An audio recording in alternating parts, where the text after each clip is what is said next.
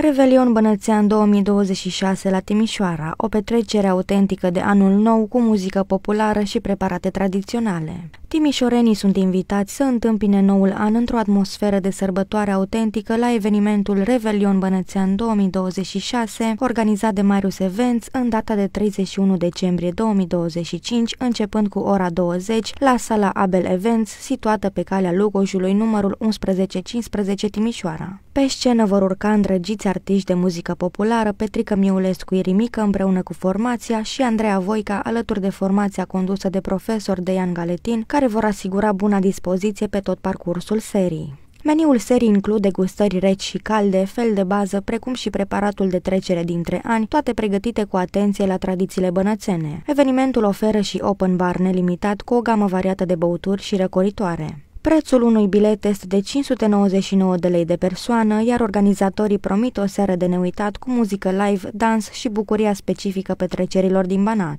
Rezervări și informații suplimentare pot fi obținute la numărul de telefon 0733 532 319.